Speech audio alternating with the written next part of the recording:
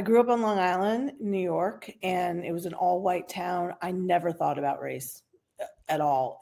And we didn't talk about race, really. We did talk a whole lot about ethnicity. So many of us were Italian. We had Germans and other types of backgrounds. But if you open my yearbook, like every last name almost is like an Italian ethnicity. Folks who have facilitated, as you know, it sort of becomes part of their lifelong practice of anti-racism. It's constantly going through this journey because you can't be a facilitator and not go back and do the readings again and familiarize yourself and so you end up kind of doing the course over and over and over again and then deepening and deepening and deepening your process.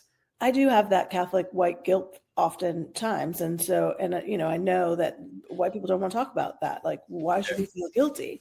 But that is an emotion that is there all the time. Anytime you enter into a conversation around race, you have to be vulnerable, and your space is just going to be uncomfortable. And you have to get comfortable with being uncomfortable in order to have those conversations and expand your knowledge base. Unreroute the rivers. Welcome to Confronting Whiteness, Testimonies of Transformation, hosted by Reverend Ben Boswell of Charlotte, North Carolina. This podcast shares the stories of real people whose lives have been changed through the Confronting Whiteness journey, a program of spiritual formation and anti-racist practice that helps people racialized as white confront their history, privilege, and responsibility for change. Each episode offers a testimony of transformation, stories of awakening, courage, and hope that remind us what is possible when we engage in this work together. To learn more about the Confronting Whiteness course and community, please visit confrontingwhiteness.com.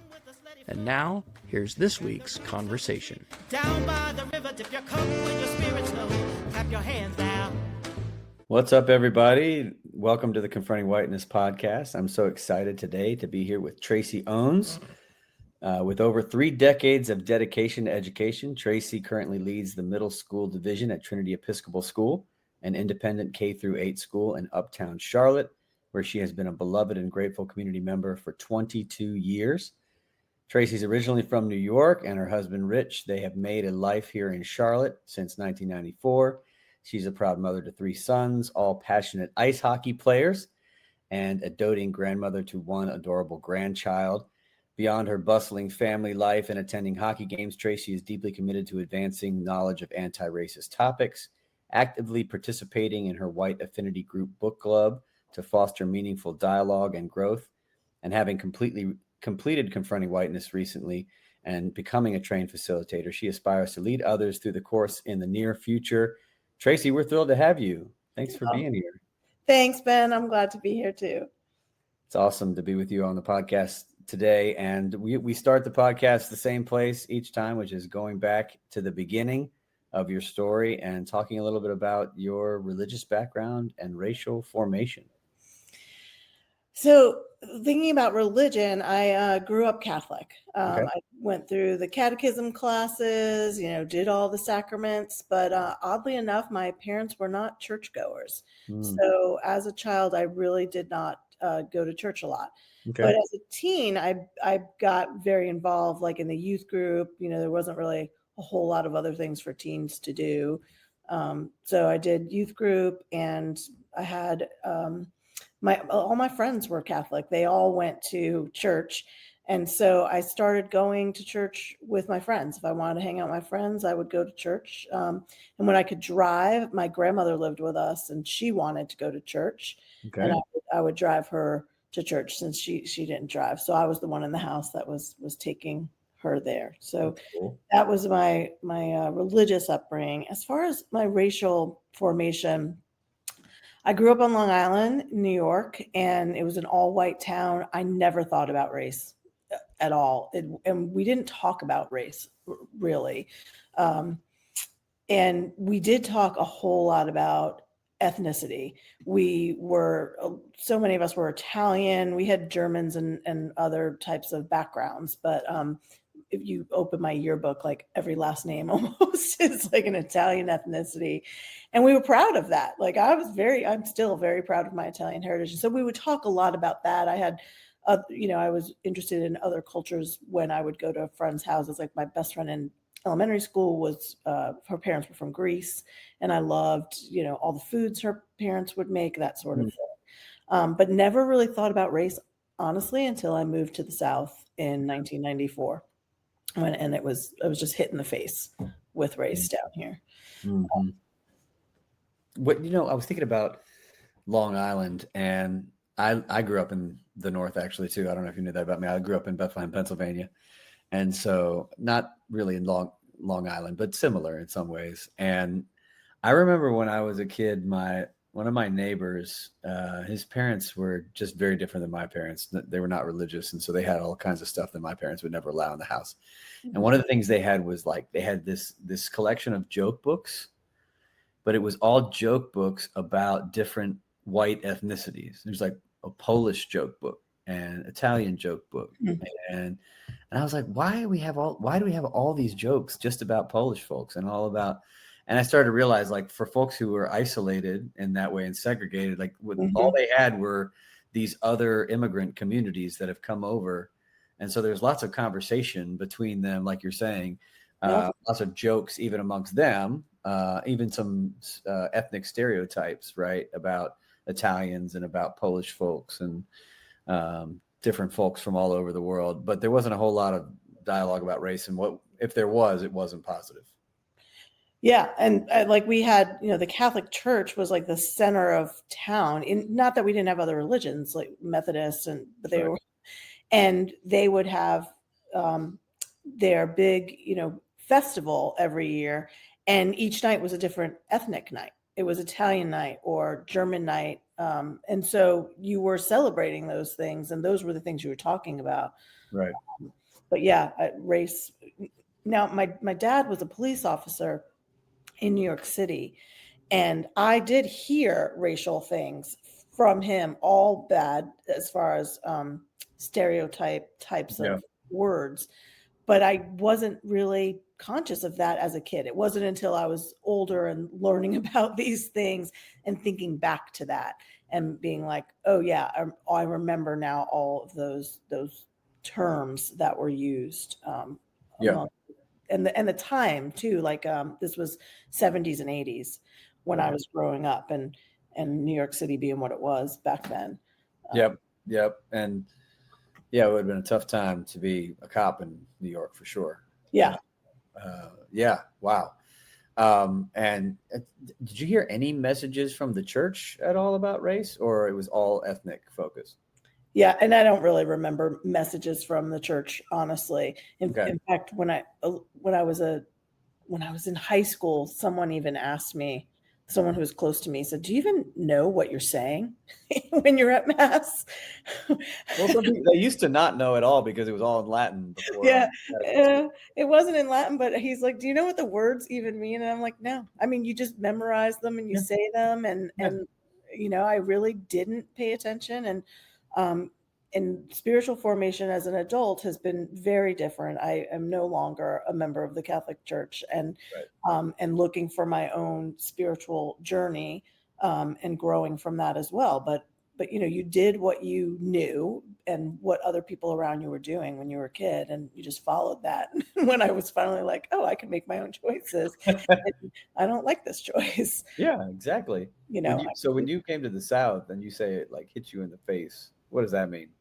Yeah, so being an educator, and coming down here, I remember opening up the newspaper for the first time, and they had reported the test scores of the students by race, and it was the white test scores and the black test scores and like other. I think I think like the three categories. To the South, other. And I had never seen that. First of all, I'd never seen test scores in a newspaper like that. And then to have that there, I was like, what is happening? Why is this even an issue? And then, being in education and being in the schools, and just that's how people were divided.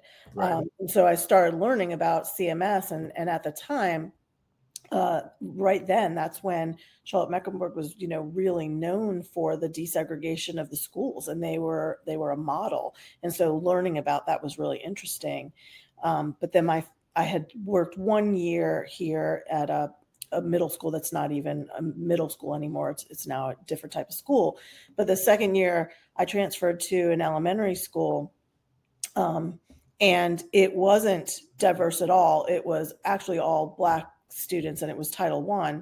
And I said to the principal, I was like, what happened to desegregation? I thought the whole system was desegregated. And he said, this particular school, when that all happened, the parents in the neighborhood actually petitioned and said, we don't want to put our babies on buses to go outside of our community. We want to keep them in our community. And they allowed them to stay there. So I worked in that school for about 8 years. And the demographics stayed the same. I don't think the demographics are the same now, but at the time they stayed the same. So it was very different from, I had worked like 2 years in rural New York, completely different demographics. Yeah. Well, you got to Charlotte, even that school, as being an exception to the rule of forced busing. You got to Charlotte right before things changed. The Supreme Court case happened that overturned the historic Swan case and went from being the most integrated school district in America to being now the most segregated school district in America. In fact, more segregated today than they were before the Swan case in the 70s. And so you must have seen these changes kind of occur in real time as an educator. What was it like to watch that, not just at the school you were at, but all around? Yeah. I ended up leaving and going to Trinity Episcopal, which is an independent school, for other reasons. But because my school is K-8 and I have to worry over where students are going to high school, I'm thinking about that all the time and looking at that and the neighborhoods and where students are coming from and where they're going from. And it is really difficult to have families who live in a specific region of our city, and the public school they feel is not an option for their kid because it is so different now. And it's, if everyone in the area sent their kids to the school, it would change the makeup of the school. It would be diverse. It would be, all that we want it to be. Right. And folks are, choosing not to do that because of the folks that are in there as far as the test scores and whatnot, because that's all we know. That's all they report, right? All they report is the test scores, and you get your D grade or C grade or whatever letter grade you get. And it's really, it's really sad. Like, to use a very simplistic word, it makes me so sad that then the options there's not as many options out there for people to choose from, or they feel like there are not options out there. And then to watch, so the area I live in, my first kid went to one high school, and then the lines changed, and my second kid had to go to a different high school. And when my first kid was at the high school, they had opened, it was a brand new school. They had opened over capacity. I think they were like at 120% capacity. And the other school that our lines were at originally, they ended up at 75% capacity. And so the students that he was with, like, they were overcrowded. There was not room. There was not, there was just not space. And the other school could not have the number of AP classes and high level classes for these students because they were at 75% capacity and didn't have, enough teachers and whatnot.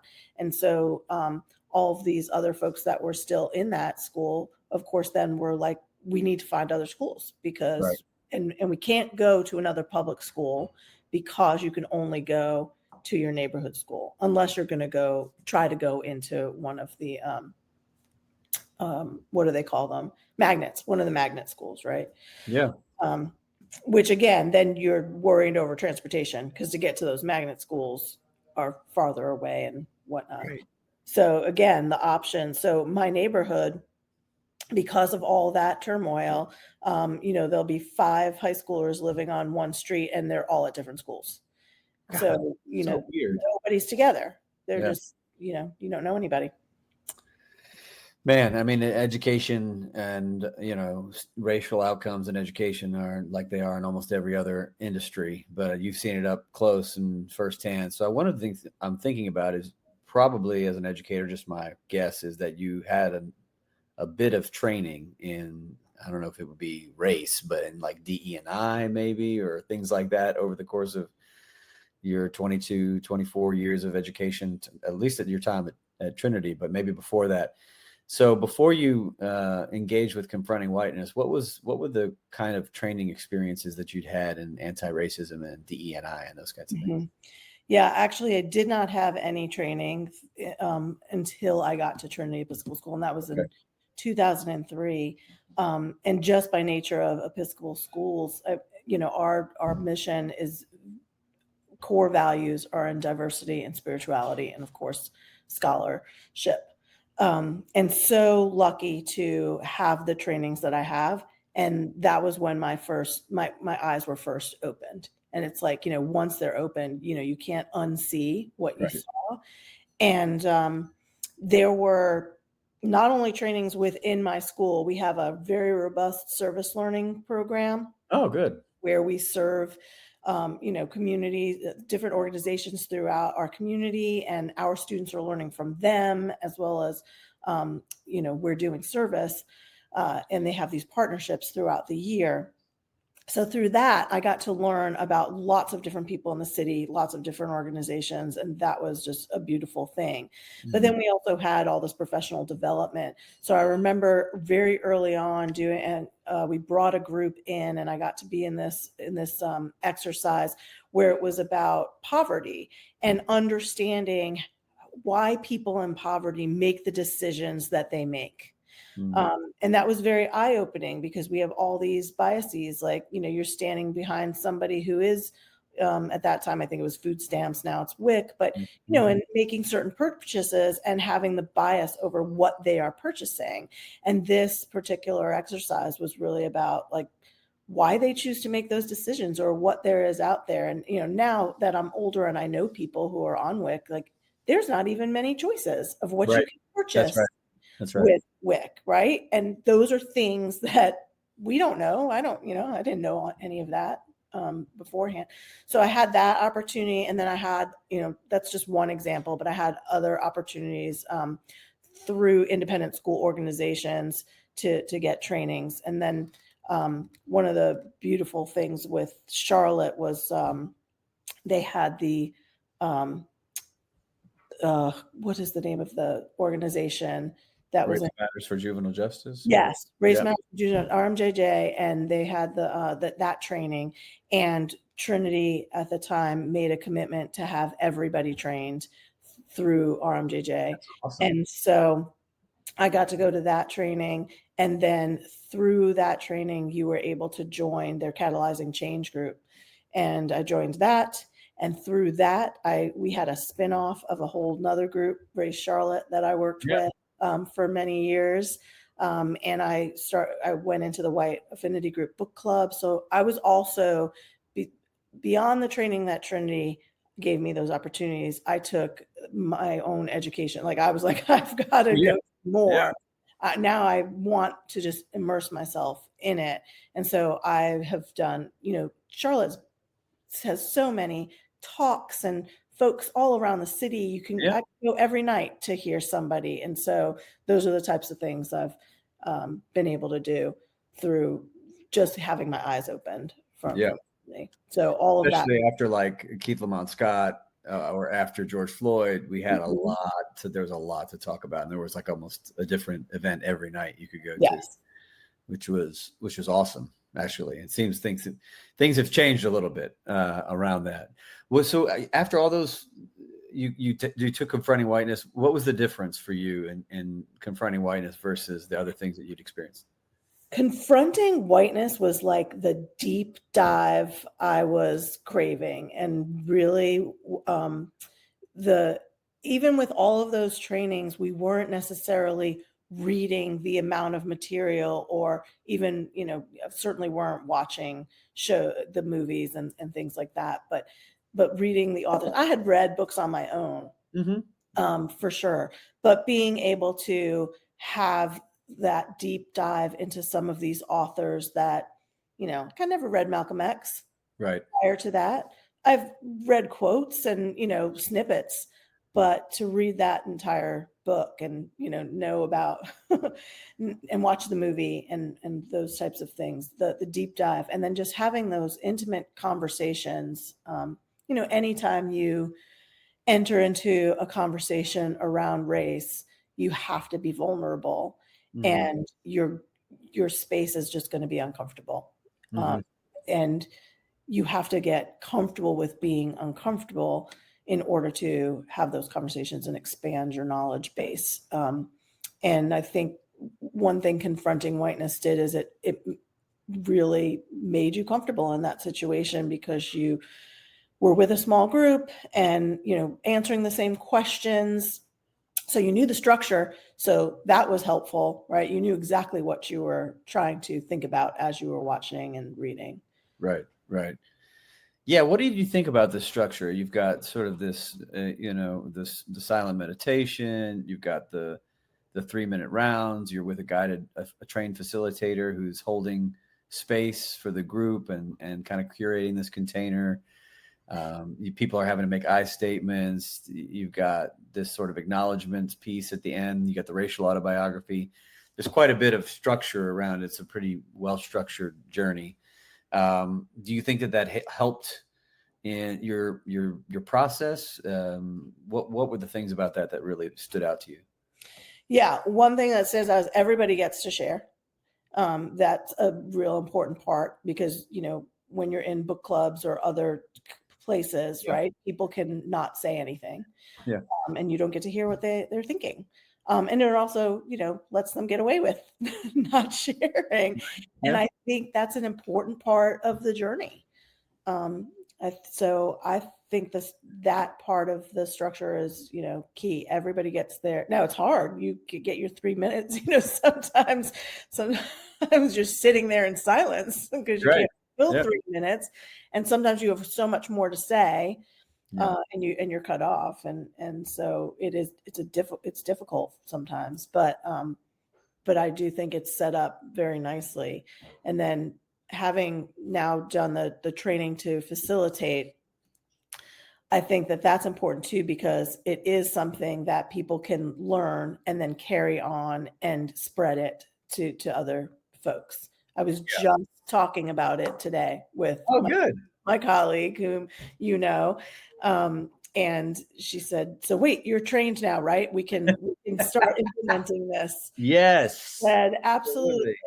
I said, "Let's do it." So that's our The train the trainer model was what I don't remember when I figured that out, but it was like we have to be able to do this in a way that people who go through the course can then lead other people through it. Otherwise, it's never going to become what it needs to become, and then it'll just be only Ben can do this out in the world, and that's not the way this is supposed to work.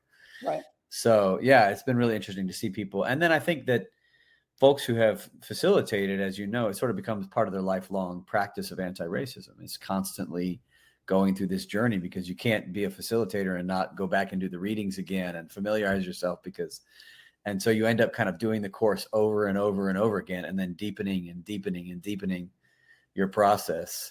What did you think of the reading? Were there particular, you said Malcolm X already, you mentioned Baldwin. Were there particular readings or films that were ones that just really shook you up and sort of catalyzed your transformational process? Yeah, definitely Malcolm X comes to mind. Fruitvale Station was not a film I had seen previously. Yeah. And then Get Out, I think I had seen, but then I didn't have conversations with anybody about it. So watching it and then having the conversations, and I don't think I would have watched it a second time. So I think be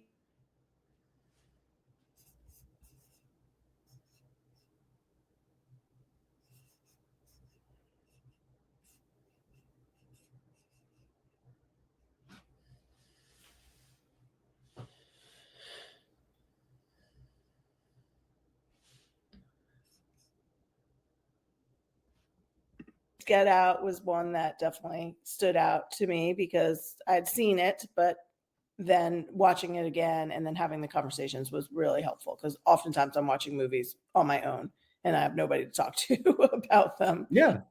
Well, it's I saw today that Get Out is in the top 100 movies of the 21st century. It's number 8 according to the New York Times. This as of the last 48 hours, and which is amazing and surprising and good. But we have a lot of trouble with Get Out, and because people won't. A lot of folks racialized as white won't watch it because they don't watch horror, they say, or they don't watch scary movies. And even though it's really more of a psychological thriller than it is a slasher, it's like a drama more than it is a slasher movie. I have to always offer an accommodation to folks and who won't go through the process of watching it. Did you have anybody in your group that just couldn't watch it? No, we didn't have that. But I think because I'm not a horror movie person at all. Yeah, me And neither. when I first heard about it, not when it first came out, I was thinking the same thing. But because it was so acclaimed and what I was like, I'm going to watch this. Doesn't matter. And I can watch psychological thrillers. So I can get that. It makes me think of, I know this is not part of Confronting Whiteness, but the Spike Lee movies, like those were all back early on when I was in the 80s or 90s or whatever. I didn't get many of them. And so I always think I need to go back and watch those now that I know what I know. Do the Right Thing is an amazing movie. Yeah. I mean, they're all amazing, of course. And so is the Malcolm X movie that he did with Denzel. Yeah. Well, that one. Yeah. But his earlier movies for sure. Yeah. So was there anything those are some of the ones that you really stood out for you. Was there anything that you struggled with that you just were like, this is tough to get through, or I didn't really get the concepts or wasn't sure why it was in the curriculum? I mean, nothing comes to mind. I know there were some things that at the time that I probably had to reread or read more slowly, read things over. But I can't think off the top of my head what that was. But again, then having the conversations, was helpful with. One of the things that I've been learning about this, one of the reasons we added the media, one of the reasons we added the films is because of the emotional impact that it has on people. And so I've been asking folks to kind of talk through a little bit about your emotional journey through the course. So the Confronting Whiteness is not just an intellectual journey. Some people think it's like it's like a class you take at Duke or something, or Chapel Hill. It's not really that. It's also this spiritual journey. It's also this emotional journey. What was your emotional journey like? Yeah, I mean, some of the content is difficult to read, especially as a white person, because I felt like deceived and betrayed a lot of the times. I was never exposed to these things. And, I wonder, it makes you wonder why things are so hidden, and now I know it's by design that things are hidden, of course, but there's just understanding other people and understanding other cultures and everything else, that all of that is so important. And for, I just feel betrayed for people to keep that from us so that we can understand folks. And then I do have that Catholic white guilt oftentimes. And so, I know that white people don't want to talk about that. Like, why should we feel guilty? But that is an emotion that is there all the time for me.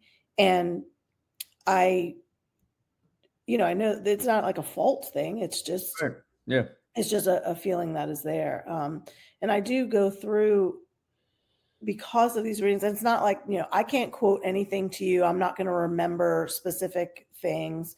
But I do have like when I'm in spaces, especially in multiracial spaces, I am very conscious of my whiteness and how I want to come across. And it's because of the readings. It's because of all the things that I've done that brings that unconscious piece to my conscious mind. Is there anything specific about Excuse me. how being in mixed race spaces has changed since you've been through Confronting Whiteness?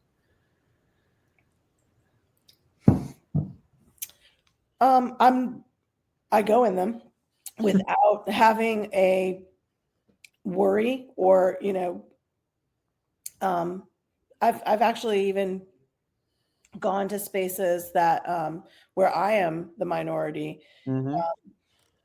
with friends, or just because I want to be there for them. I've been invited into certain spaces because I've made, certain friends or acquaintances and people that I've associated with. And because of the things I've done, I feel fine, like going into those spaces, perfectly fine, even if I only know the one person there in that space. No, I just make sure, I just try to think about who's doing the talking, am I doing the talking? Yeah. Am I waiting for other people to talk? Am I just being mindful that I'm not the only person here and other people have ideas? That, those types of things that I think about.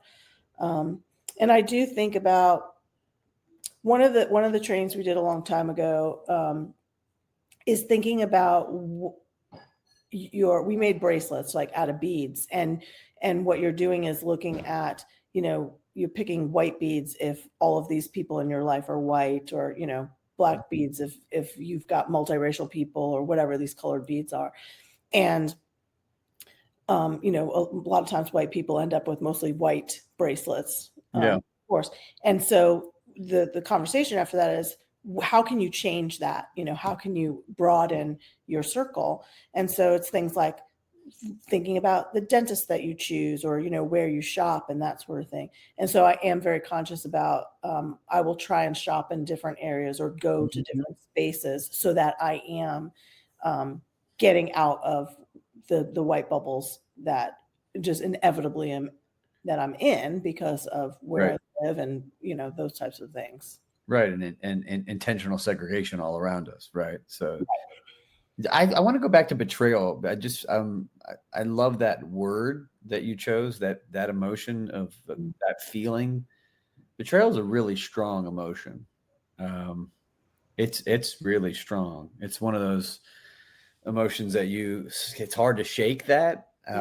And one time I was asked what the primary emotion that I have when I preach is, and I said betrayal, because I feel like most of my career I'm just trying to help reinterpret scriptures in the way that they are supposed to be interpreted instead of the way they were taught to me as a kid, right? So, and this like fundamental emotion of an experience of betrayal of trusted adults, some of whom I still love and are still living, and but betrayal from, and some of them did the best they could with the information they had, right? But there is still within it this just kind of grand betrayal.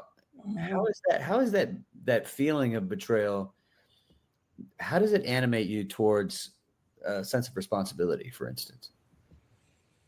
Yeah, I want to know more, for sure. And, that's, you just talked about the preaching and the interpretation, like, and you asked me earlier about like a part of the Confronting Whiteness that was the harder part. And actually the spirituality one, now that you mentioned that, was one of the most difficult for me. And because I don't feel like in all those catechism classes and sacraments, I didn't really learn about the Bible or the interpretation of it. You'd get your sermons once a week. None of those stuck with me.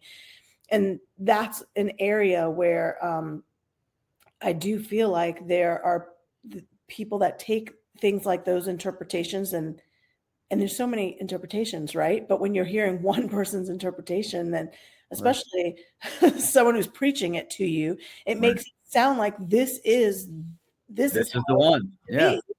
And that to me is betrayal. That is not it. And we're being bombarded with these messages that this is how it is or how it should be, and this is what it says, from from those folks that are on these pedestals spewing Yeah. that. And it is just, I just shake my head. I'm like, you're just giving us such falsehoods. And it just feels like brainwashing. Yeah. And so to me, that's a total betrayal, because I really do think everybody should have their own thoughts. And, as far as being able to critically think about things and come to your own beliefs and conclusions. This is exactly why you're an educator, I think. I mean, I can feel it coming out of you. It's like, I'm remembering like this, there's a passage, Jesus actually talks about this, although the folks you're talking about would never mention this in relation to themselves. But he does say at one point, if you lead a child astray, you'd be better off putting a millstone around your neck and jumping into the sea. Mm. And I've always thought that that's really what these folks are doing. It's like it's one thing to like, let Fox News bleed into retirement homes every day, right? Like that's one thing. That's a criminal offense in some ways too, right? But to lead children, right, down a path of injustice and ugliness and hate and oppression, just because you want to continue to maintain power in the world, it's an almost unforgivable kind of activity. And it is betrayal. It's betraying children. It's betraying yourself. And I can see the educator coming at you. Well, because when you only allow them to hear one story, and then you are betraying them, right? And like that's what we're facing in education right now, right? With the wokeness of it all, when they're saying, you preach the wokeness to them, then you're putting your ideas on them, and that's not it at all, right? What we're trying to do is share the other stories that are not being told, and that then the children can then make their own. And you got to give children some credit. They right? I mean, they are very smart. They're going to take the information and think critically about it, like I said, and make decisions.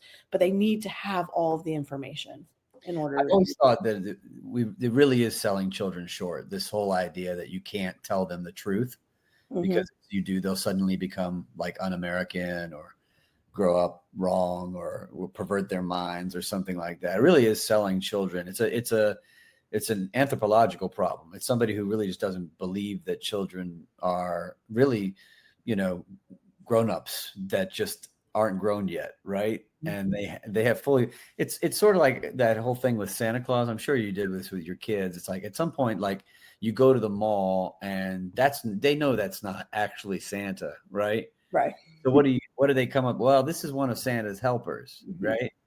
They can figure out ways to adapt the myth, right? Like they don't need our help, to do that. They can figure it out. They have very agile minds. In fact, their minds are even more agile than ours. I was asked by some moms in Myers Park. None of whom, only one went to the church that I pastored at the time. And they all wanted their kids to go through Confronting Whiteness. None of them had gone through it yet, but they wanted their sons, who are all like sophomores and seniors at Myers Park High School, white boys, right? And you have boys, so you know what I'm talking about here, right?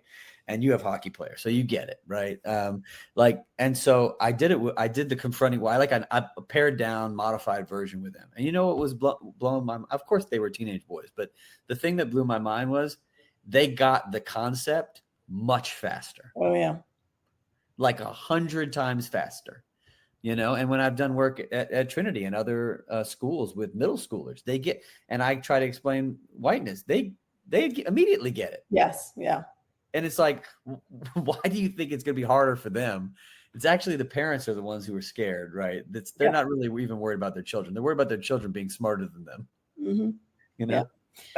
Yeah. Well, and they worry developmentally that, kids are not ready for certain topics.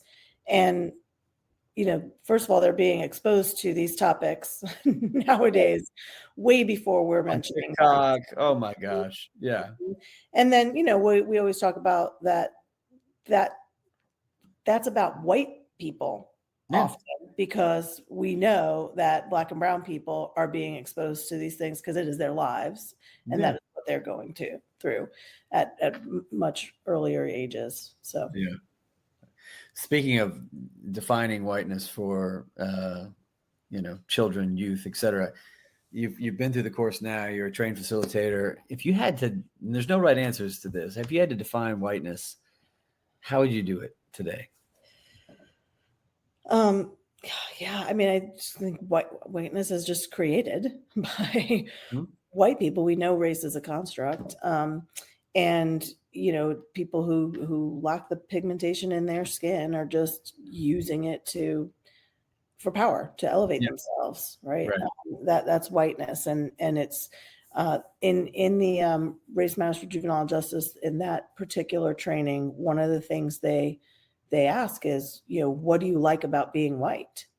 It's such a powerful question, right? Yeah. Because it's a trick question, but it's a yeah, powerful. it's a trick question. What do you like about being white? What Right, is there to like about being white? And people started answering things with their food and activities and culture. It's like those are not white things. Yeah, right. Those are not. So, where did they come from? right. So that's an important question when we think about that. And in my book club, when we read things, we're always looking at what is this teaching us about whiteness, and so that we're constantly thinking about that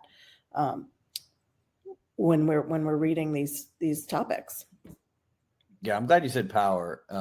There's so much out there about race that seems to really define it in the narrow confines of like hate, or even just discrimination, right? Tied to hate.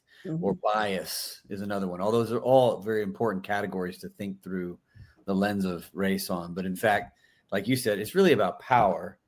People with power created this lie to keep people in a hierarchical place of subordination. Yep. And once you start thinking about it in terms of power, everything else really starts to open up in the ways in which race intersects with environmental justice, gender, sexuality. I mean, you could go on and on there. Yeah. And it really is helpful to think about it in that way in terms of power.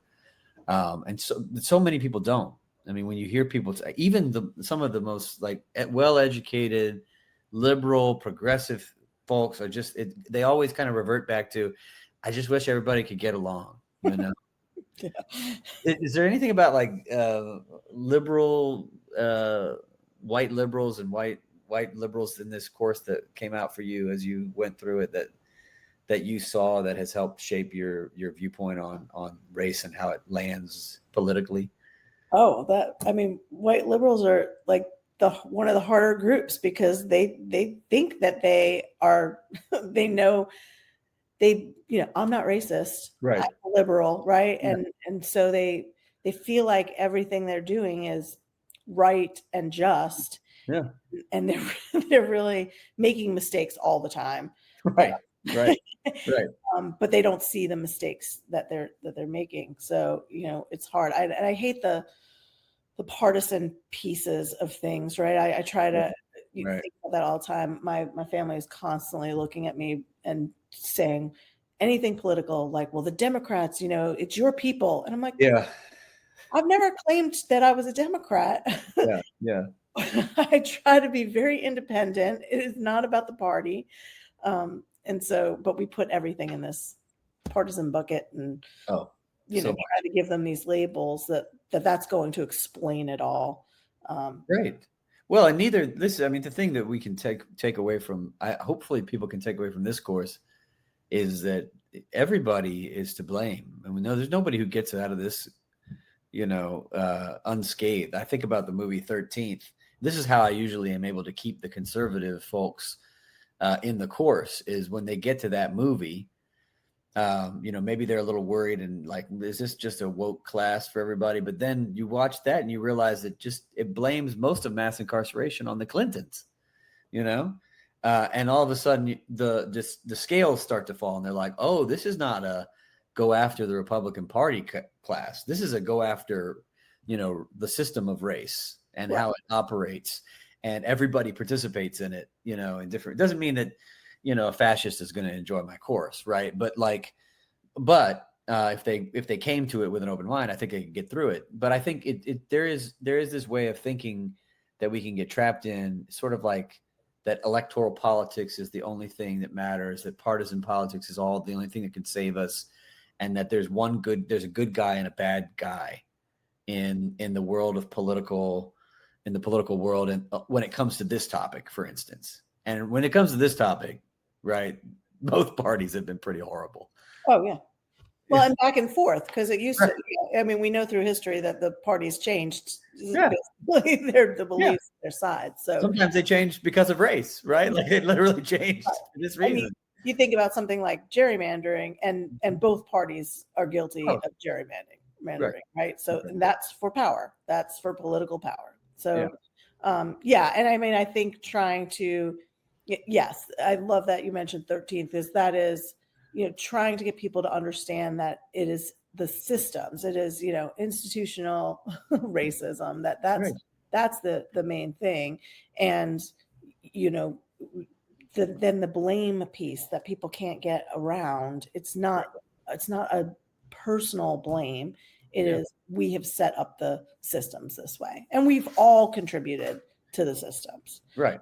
I used to say, I used to have the saying that I got from John Powell: be easy on people and hard on systems. Yeah, it's a good saying. Yeah, I think that's sort of the way we should approach this if we can. Well, at the end of this last session, when we get to the end of Confronting Whiteness, we talk to people about how they've changed, what's changed for them, and what they're going to do in their sphere of power and influence. So you're an educator, you're a mom, you're a community leader, your wife, how do you feel like you've changed by going through this process, this course? And then how do you feel like you're going to be able to bring this experience into the work and the community that you are in? Yeah. I mean, for me, on a personal level, I do try to get involved in things in my personal life where I can help dismantle systems, at least be a part of that. Some of that for me is just the education, whether it's going to talks, reading books, trying to learn about different things and what I might be able to do. One of the things I had become a guardian ad litem. Okay. Get involved in that system, in the social worker kind of system, in the foster care system. And I did that for a long time. I did it for about 10 years, and I'm taking a break right now. But I, felt like I was doing, it's like the starfish, right? So doing that work there. And then I certainly share. I am not afraid to share the things that I've learned and my opinions and beliefs with my close circle, like my family. So, Thanksgiving's always fun at my house.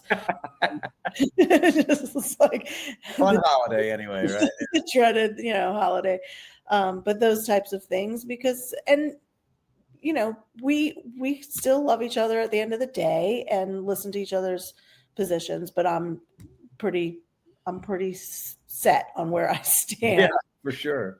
In certain things. So, but the biggest influence, I think, is with my job. And so we are planning on, I went through the training on purpose to bring that to Trinity. And that is where we, plan on doing it and being able to spread that out. And I have another colleague who is also trying to get trained. So need to answer that. So they're trying to get trained, and we're going to do that hopefully together with our faculty. So there's been quite a few, this is kind of just a curiosity question on my part, but there's been quite a few educators, teachers, administrators, parents, and folks from Trinity who've gone through Confronting Whiteness now since it was born in 5 years ago. What have you seen come out of it? Have you seen any impact in the school at large? Are there little impacts, big impacts? It's hard to tell yet. I'm just curious. Well, we're very mission based, and we are very committed to our mission. That, in the independent school world, we talk a lot about mission drift, and Trinity has always stuck to the mission. And I think I would say one of the biggest impacts is the re-enrollment. every year is very high, and that's because all those folks believe in the mission and believe in the education that their children are getting, and so our turnover there is very low, and the same with the folks that work there. I'm going on my 23rd year there. Many of us have been around for a long time, and we certainly in education you always get turnover because of the nature of folks moving and having babies and all of that, but people who are very dedicated to the work, and then they put their money into the school as well through our annual fund. And so they are very dedicated to what we're doing. So it's not like, I mean, there are certainly stories I could tell you, but on the broad sense, that's what they're doing. And we, like last year, we gave over $2 million in financial aid.